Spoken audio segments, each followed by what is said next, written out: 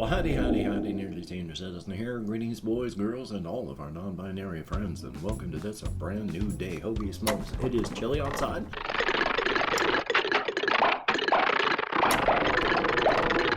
When I checked the weather on a online weather checking thing for the area, it said it was like 27 outside, so it's probably close to that, but I doubt it's exactly that, since most of these online things are like based in, the middle of the country, and they just gather stuff through instruments. So, but it's cold, it's wet, it's gray. Yay! Welcome to winter. Well, at least getting closer to it.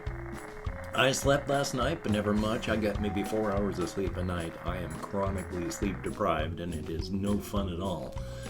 But, of course, friendly videos. Hey, if you could toss me a like, that'd be awesome. If you could subscribe to the channel, that would be very cool. If you could leave me a comment, even for the algorithm, that would be double plus good. And hopefully today, I'm going to be able to get the list of my Patreons back up here so that I can thank all of these beautiful and wonderful people properly. It's not here today.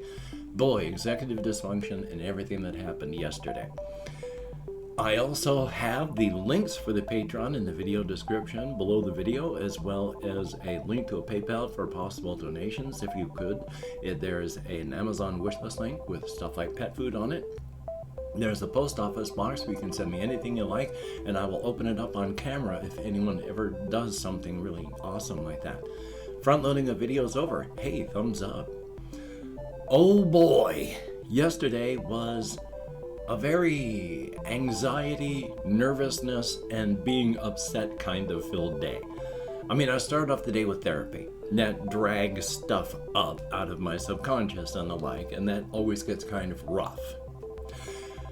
But even though I had some falling asleep stuff, one thing I wanted to do was do some recording of For Against Darkness or some other solo RPG, so that I could have stuff to edit today without having to record on top of that.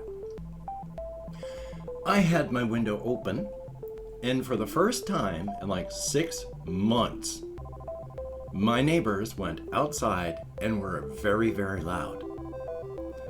During the 1 hour that I'm recording, on the one day, they decide to be so loud that even though I am talking next to the microphone on my camera, you can't hear me over my neighbors. So I had to get up and shut the window and then restart the recording. Okay, already I'm anxious, nervous, and not feeling very good. But I still managed to pull through it. And I'm going along, and 20 minutes later, for the first time in like 8 months, during the one brief time I'm recording, my housemates knock on my door. And so I had to stop again. These are things that just have not occurred in months. And of course, they both happen at the same time while I'm trying to record. So when I come back for the second half, I'm anxious, nervous, unhappy, barely able to keep myself together. And because my various issues and such, I have generalized anxiety disorder, and so I have to deal with anxiety. I get nervous, and my center of happiness gets knocked off center very easily, and then that just ruins my mood and everything else for hours. So I tried pushing through it. Hopefully it comes out okay, because I tried not to be petty about it during the recording. I'm trying not to be petty now. I mean, my neighbors can have their lives. They're owed that. My housemates have their lives. They're owed that. It's just that things happened that coincide right then. And me with my issues turned out to be not good. So the rest of the day, I tried my best, but I was still anxious and nervous and antsy and not doing good. Hopefully the video's okay. I gotta do the editing. But it was hard to concentrate, it was hard to focus, I was distracted and just not feeling very good afterward. So, we'll see how that works out. Oh joy. Still though, It is a fun game. It is 4 Against Darkness that I recorded. It's going to be in 2 parts because the first half ends when my housemates knock on the door. And then I'm going to continue with the second half when I start recording again to pick up afterward. So we shall see. On the otherwise good part, though, my housemates decided to see about getting me pretty stoned. And they shared some oil dabs with me, and I was mega stoned. As stoned as I get, because I very, very rarely get oils and concentrates. And when I do, I don't get them in very high quality because that costs a lot. And so I had like 3 hits off of their oil / concentrate rig, and oh boy, it took me an hour afterward to come up here and just put my socks and shoes on. So it was a good walk, and that was fun. I didn't get to think of as much stuff as I would like to think of because of just how antsy and anxious I was, but I tried my best, and I've got some stuff written down here, so here's hoping that I can't really remember what I thought of yesterday during walkies. So there's stuff that I have written down that's on my list, but well, one thing I did think of last night, and that's what I've got to talk about here. Yay! Because everything being genetic, I have talked about in the past that there are categories of cryptids. You know, there are various types of archetypes, and there's like 12 archetypes, and then each archetype can be broken down into various other forms, and you can break them down into other fashions. Like, you know, there's 4 main types. There's human, animal, supernatural, and plant / etc. You can have further categorization. The thing is, though, categories and breaking stuff like down, that's just a human thing to do. It's like with species and all this stuff in our world. The natural world doesn't care what categories we put stuff into. Categories are for what's up in here. When we put stuff into archetypes, it's for up here, our brains to be able to handle this stuff.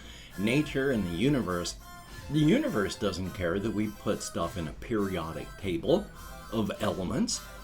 It's just existing. We put this stuff in a category for us. So, with that in mind, trying to remember now what I was talking about, yes, with the various archetypes and types, they're just for us as categorization. At the same time, there is actual differences so that you can put various types of cryptids and such into various categories. There are supernatural type, where they're not really beings, they are impressions of a person imprinted on the matrix of the cryptid energy that fills our world. They feel alive, but they're not. And so those are the supernatural type cryptids. They're created cryptids that are formed by the actual cryptid energy itself, like the bus with your name on it, or Malik, the Genki, very tragic cryptid. And then there are those that are just, they happen to be born in a certain way and are classified, like the plant type cryptids that you can break down further into like flower type, whom Polly, whom I talk about as a cryptid in my cryptid setting, she is a light cryptid. She is a flower type of a plant cryptid. It looks human. It's just that when she's around, plants do well, especially flowering plants. They're very fertile and growing, just doing well. And that's what kind of cryptid she is. There are breakdowns like that. Like there are the types of cryptids that are urban cryptids with a sub-breakdown of suburban. They live amongst people in suburban settings. And because they live amongst people, they interact with people and people interact with them, and they're not looking for victims, they're just living. And everyone sees them as people and treats them as people, but they're cryptids, suburban, urban types.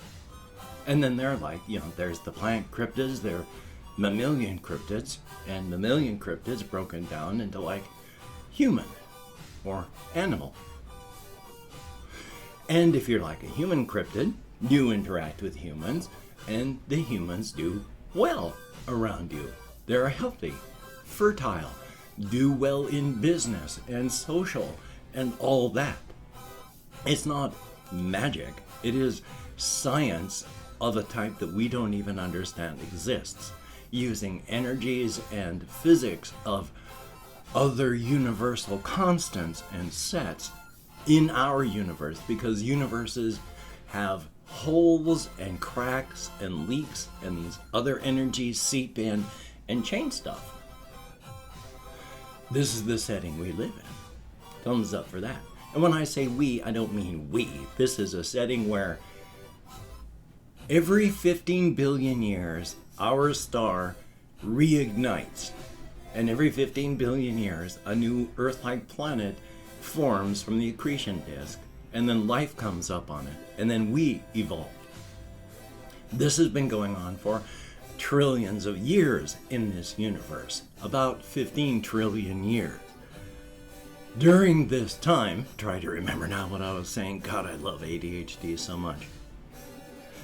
Yeah, it's gone. I know I was talking about the cycle of it and it forming the Earth-like planets and all that. God, I hate ADHD so much. I know I was talking about the various types of cryptids and the archetypes and all that, so my sincere apologies. These are times that I wish I could just crawl into a hole, pull everything after me, and then forget that the world exists. I love ADHD and how it makes me feel. So, trying to still work on that. There are various types of cryptids, and they do all this, that, and the other, but there are, because this is genetic of such. If you are an expressed cryptid, where you were human and became a cryptid, or you are a lower power cryptid that interacts with, like, people, you have a lot of instinct. This chops out and pulls out a bunch of your personality to replace it with that instinct, but you're not even going to really notice the loss of things. You do change, but if you're pretty close to human, you may not even notice the mental differences. And then there are the people that have the genetic defects. These become, in this specific type, a 13th kind of cryptid. I've mentioned this before, but I'm just reiterating for myself and for any new people. Because there are 12 basic archetypes of cryptid types, there is also a 13th kind, but the 13th kind of cryptid is just those that have a genetic defect. And the genetic defect is you cannot passively absorb the just ambient cryptid energy. And cryptids need that to survive. Those with the genetic defect may have to supplement their diet a little bit with stuff that replaces the energy they're not getting. To a minor degree, they might just have to supplement once or twice a year. To those who have such a genetic defect that they have to supplement on a weekly basis, those type are very rare. The best place to get this replacement energy is human beings. The problem with that, of course, is if you are a 13th kind of cryptid, part of the genetic defect that makes it so you cannot absorb cryptid energy is you also have zero instinct, zero cryptid programming. I talk about the one character that I do like in a tragic fashion, James Baker. James Baker was in his late 20s, and he was like a 5'6" guy, not muscled, but wiry and tough, but he was pretty intellectual, kept his body going, part-time welder, and then one day, his cryptid genes expressed. During a week time when he was in a coma, his body went from the 5'6" body to 6'5", 250 pounds, bulky, muscled, hairy. This isn't his life, but he's this now. Problem is, he's 13th kind. There is zero cryptid programming telling him what to do. He is completely James Baker in a new body, not knowing anything about what he is or what's happening to him, and he has that genetic defect. He has to devour human beings or he will starve. And he has to devour human beings at the rate of 1 a week, or he will starve. 13th kind cryptids, again, no programming. So he is James Baker, the same person that he was before he became what he is now. Imagine you are the same person mentally, but now you discover you have to eat human beings to survive. That's going to take a toll on you, a big toll. Most 13th kind cryptids don't even last 5 years. Those that last 10 years are rare, because being just still human up here, but forced to do things that humans don't like to do, well, they generally tend to take themselves out of the game. So James Baker, as horrifying as he is, his new body with his requirements for survival, yeah, it's not a good life. I'm hoping he's going to survive. I'm personally not sure still.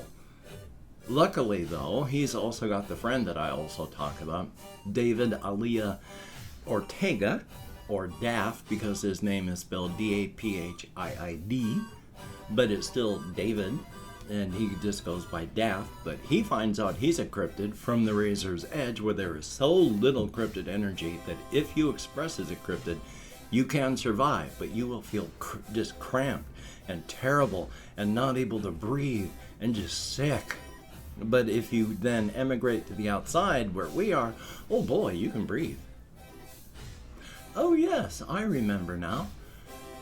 The universe in the setting right now that is 99% our universe is just a random luck of the draw, because it's easier than writing something where it's totally strange and unusual.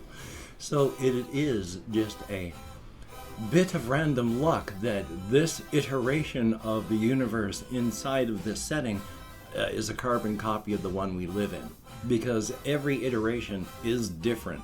There's only going to be a guarantee that the sun will support human life, so there will be a Goldilocks zone. Somewhere in the Goldilocks zone will be an Earth-like planet. On that Earth-like planet, it will be roughly 70% water, 30% land. On that, there will be continents. On that, life will evolve. We will show up. It could be like a moon of a Jupiter-like planet. Could be a larger, less dense planet. It's different every time. This time, it just happens to be a copy of what we are out here. Or are we a copy of what's happening in there? But that's so. Those are the 13th kind of cryptids and all the various other archetypes. And I just wanted to talk about that, and then hopefully tomorrow I'll be able to mention more about Utok, a very powerful, very vile creature that, again, I really like on a character level. Not on an actual who and what they are level. Even though there is a very positive character arc for this very, very powerful, very, very vile individual. And I've opened up 24 hours where the comments in my community tab. I'm going to go through and thank however many people have left me comments in the past 24 hours. If I mispronounce a username, no disrespect is intended. And even though I count American Sign Language, well, you've already seen how my brain works. And I definitely put large air quotes around the word works. Jesse Koskinen, thumbs up. Thank you very, very much. Good to see you, and thank you for the very, very kind words. And that's very cool that you are a professional cook. Thumbs up, and good deal. And good to see you. Confused Owl 29, greatly appreciated, and oh boy. I mean, it's fun to learn, but oh boy. And Dustin Darko, like a 0 with a slash through it, thumbs up and thank you very, very much. Cake, greatly appreciated, good to see you as well. Skinbo, thumbs up and thank you. Chris, thumbs up, thank you much. There is King Arcadian, greatly appreciated, and Flora Mew, always good to see you in the comments. And I was going to talk about the differences in the various types of Uncle Bonbon stuff, because I did actually think about that, but I'll work on that another day. Good to see you. RJ Mitchell, good to see you in the comments as well. A thumbs up, thank you very, very much. There is Not Kuro, good to see you as well. Definitely a thumbs up. Jason Cunningham, thank you very, very much. Jay, thumbs up, thank you. Ben P, greatly appreciated and good to see you as well. And there is Ice Damon, greatly appreciated. Each and every one of you, all 14 of you, you get me out of my head, into the world, dealing with real people, and that is appreciated. Definitely a thumbs up. I don't know how much I'm going to be able to get done today. I'm going to try. I have like fears of altered cognition, so I'm going to hopefully talk about that tomorrow as well. But if I do have altered cognition, what are the odds? And of course, with all these terrible things happening in the world, please just be as careful as you can for your situation. Take precautions, be smart, don't hurt yourself or others, don't get sick, don't make others sick, don't game end yourself, don't game end others. Be smart. And speaking of game ending, if you're out walking and you hear the mournful howl of that bus horn, the bus with your name on it, make peace with your maker. You're gonna get smeared across the landscape.